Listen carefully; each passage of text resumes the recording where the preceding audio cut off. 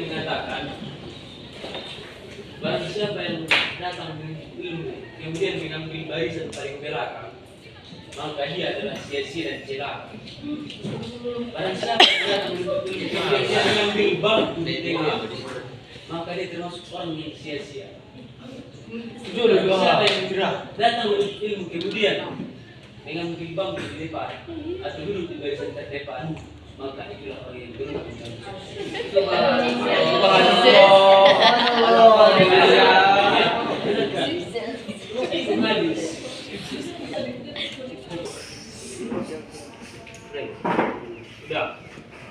hadis itu bukan hadis sembarangan. Itu diriwayatkan oleh Rasulullah ketika sedang berada di majlis. Ada 3 orang pemuda datang, yang satu mengambil barisan paling depan, kemudian yang kedua mengambil barisan di tengah-tengah, lalu yang ketiga mengambil barisan paling belakang. Makanya itulah riwayatnya. Sebelum menjelaskan tentang periode tersebut, silakan isi yang di depan. Isi juga sudah lama. Tidak ada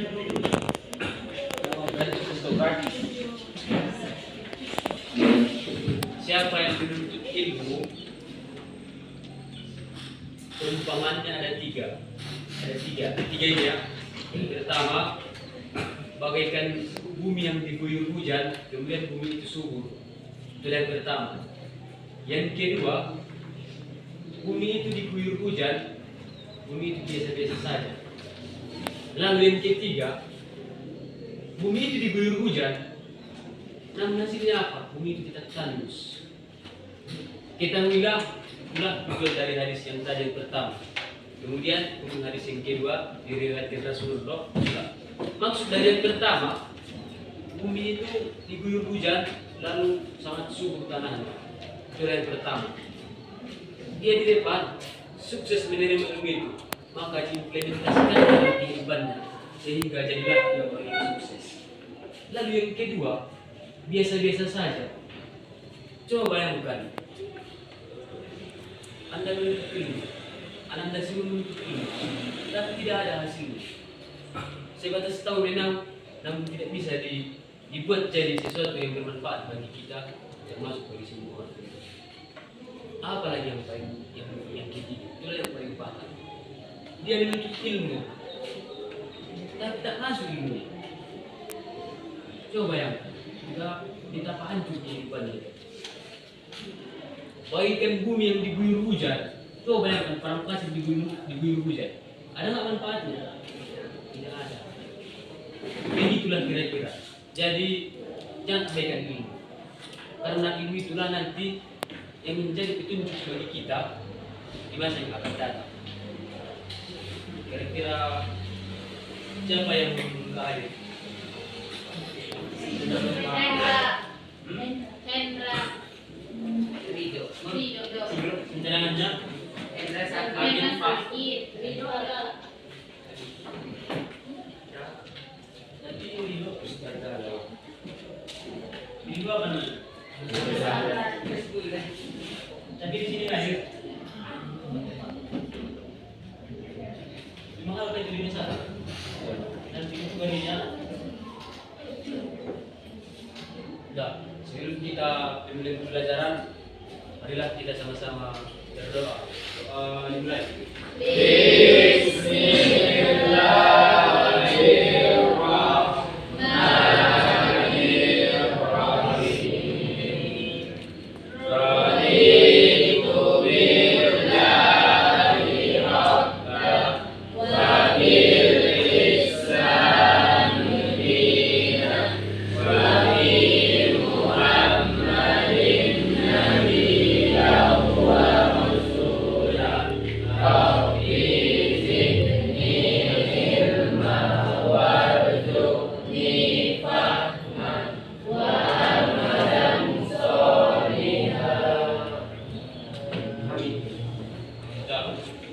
Semalam kita belajar tentang sedekah dan hadiah. Masih ada yang ingat apa itu sedekah, apa itu hadiah? Sedekah adalah wakafkan milik seseorang kepada orang lain tanda adanya imbalan tanpa adanya imbalan dengan harapan mendapatkan ridho Allah SWT. Lalu hadiah, apa hadiah? Adalah pemberian. Satu orang. Hadiah satu dari orang. Hadiah adalah akad pemberian harta milik seseorang kepada orang lain tanpa adanya imbalan sebagai penghormatan atas suatu prestasi. Oke, berarti Bapak anggap materi semalam sudah bisa dipahami. Sekarang kita beranjak ke materi selanjutnya, yaitu wakaf.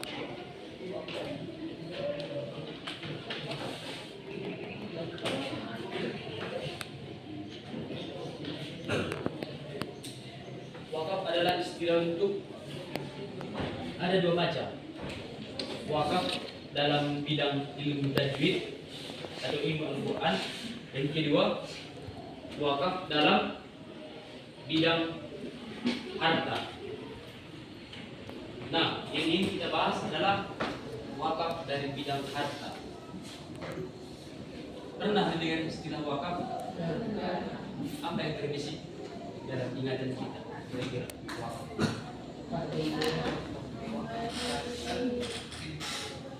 Yang diwakafkan. Kira-kira bagaimana konsep dari diwakafkan yang dimaksud?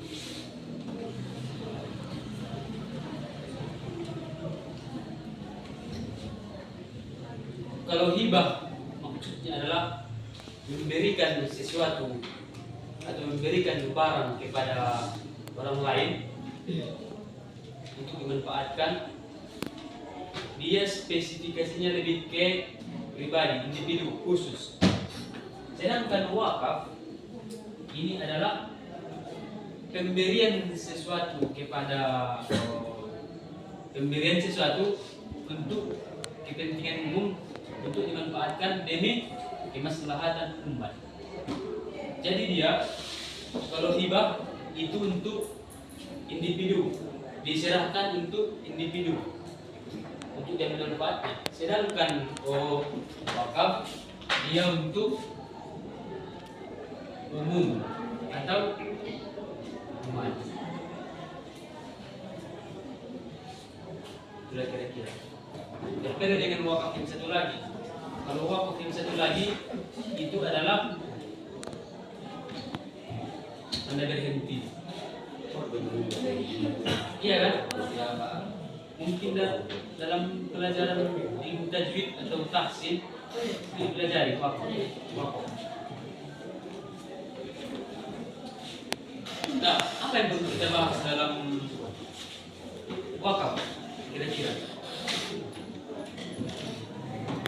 Yang pertama pengertiannya. Itulah dia. Wakaf adalah memberikan sesuatu, benda atau harta yang dapat dimanfaatkan untuk kemaslahatan umat. Kemudian kita dalam bertindak, dalam berbuat, dalam bertingkah laku tidak terlepas dari yang namanya syarat dan rukun agar perlakuan kita tersebut terarah secara syariat Islam. Nah, jadi dalam wakaf ada syaratnya. Apa kira-kira syaratnya? Syarat atau rukun? Ada di buku kan? Nah, baca dulu satu. Apa yang pertama? Orang yang Memberikan wakaf. Yang kedua?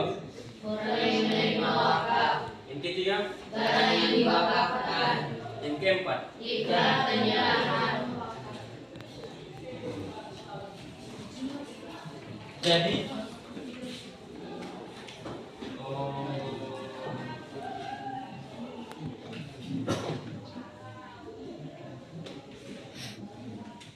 barang yang diwakafkan.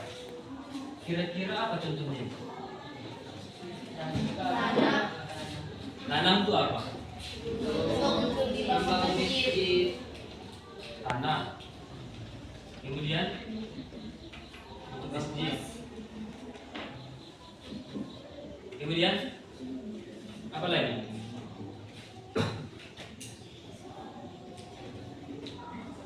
Selain dari tanah, apa lagi? Apa? Uang. Oke. Apa lagi? Pernah mendengar istilah amal jariah? Apa kira-kira amal jariah? Amal yang tidak pernah putus, terus mengalir sampai kapanpun. Apa contohnya? Yang pertama, bukan, amal jariah ini kan terbagi 3. Yang pertama, ilmu yang diajarkan bermanfaat. Yang kedua, ibadah soleh. Yang ketiga,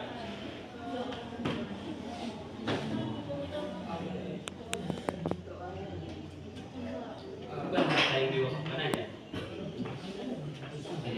Harta yang disedekahkan atau diwakafkan. Coba bayangkan, kalian menyumbangkan tanah untuk membangun masjid. Lalu setiap orang yang datang ke masjid itu melaksanakan ibadah sholat. Kalian sudah meninggal misalnya. Lalu orang yang datang di situ sholat. Kemudian ada di situ pula yang mengatakan, ini adalah wakaf dari atas nama ini kata, tanah ini kata. Masya Allah, dipuji-puji, didoakannya kalian. Apakah mungkin amalannya atau pahalanya putus? Itulah dengan ini wakaf. Bukan cuma ini, tanah, uang, apa lagi selain dari itu?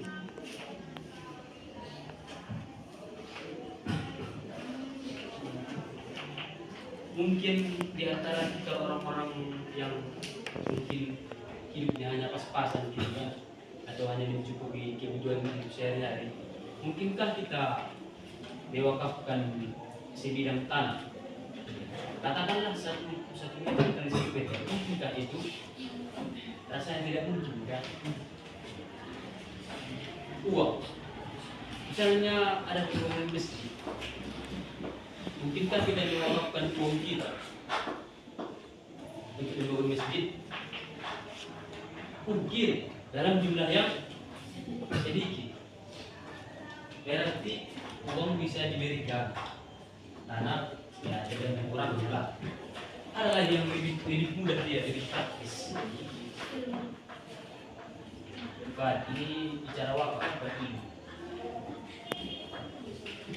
Misalnya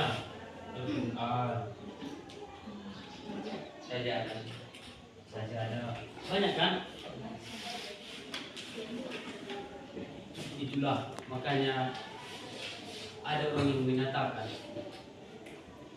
masuk surga itu sangat mudah, hanya dengan menyumbangkan uang 1.000 rupiah dalam rangka pembangunan masjid bisa jadi amal jariah untuk. Akan tetapi masuk surga itu terlalu mahal. Coba bayangkan, uang bayar, apa lagi? Bagi cewek bayar, apa lagi? Semuanya bayar. Coba bayangkan, chip pun bayar, begitu kalah lagi.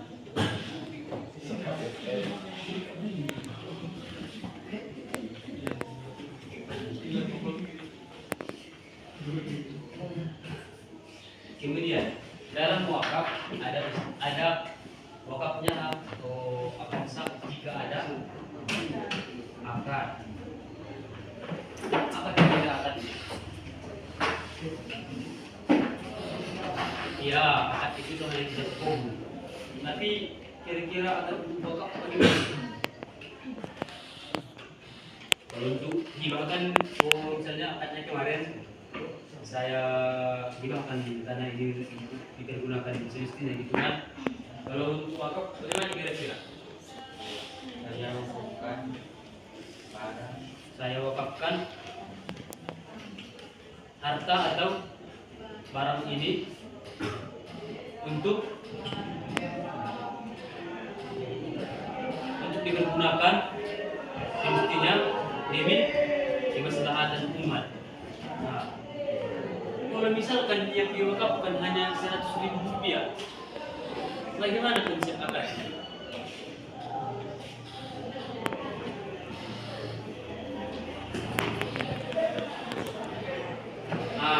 Ini dia. Misalnya kan dalam pembangunan itu kan ada gituannya. Misalnya gituannya katakan ini. Bukan itu pembangunan, beda dengan pengurus. Kalau pengurus kan nanti bicara PKM, kemudian bidang kemarau, bidang ini, bidang itu. Kalau panitia pembangunan itu berbeda lagi. Dia hanya berfokus pada pembangunan. Tidak pembangunan buku dia. Serap Erik. Jadi diserahkannya, kemudian diterimanya. Jadi dari mau kata itu sudah termasuk ke akad, Jepang. Sudah, karena sudah ada kata serah terima. Kemudian apalagi setelah syarat rukun? Apa yang pertama? Apa?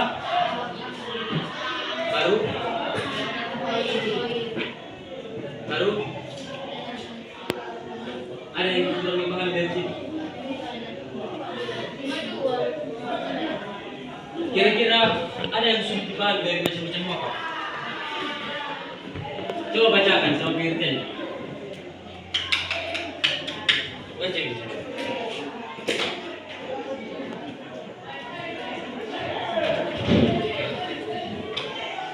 Yang pertama wakaf apa? Apa? Wakaf ahli. Apa wakaf ahli? Yang kedua? Apa artinya? Yang ketiga? Itu.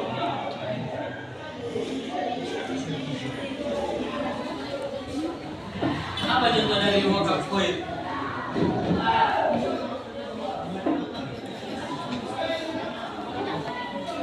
Contoh dari wakaf khair atau wakaf umum.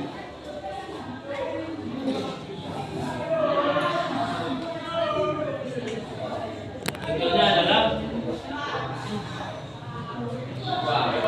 masjid. Apa lagi selain dari masjid? Misalnya membangun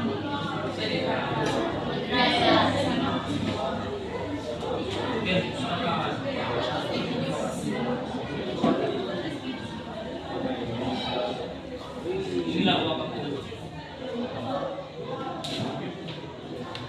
Ada lagi selain dari itu? Apa?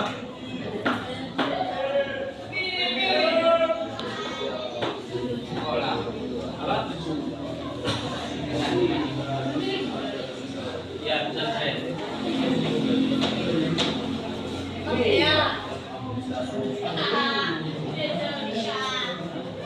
Apa lagi sih dalam macam-macam wakaf? Apa? Hikmah. Apa hikmahnya?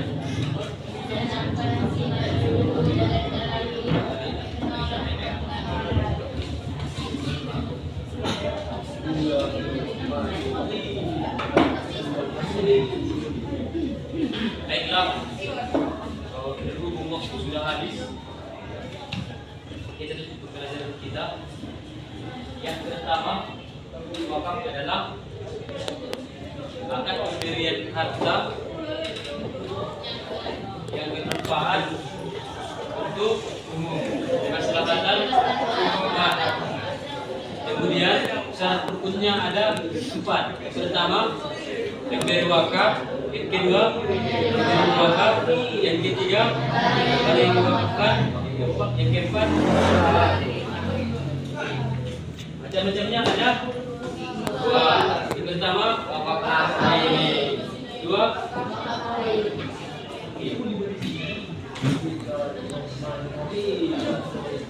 ini ada 12. Nah, itu 12 yang bagus.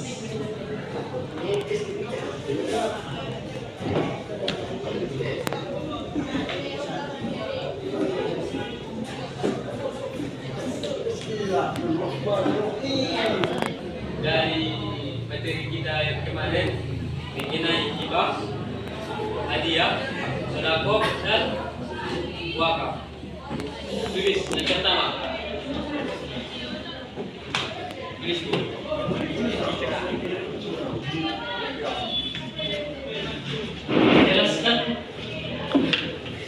Jelaskan perbedaan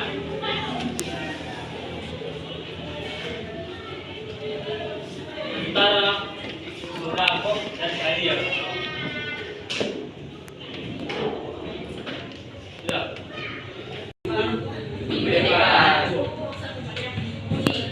Baik, dengan diri pelajaran kita, mari sama-sama kita ucapkan hamdalah dan doa kepada majelis.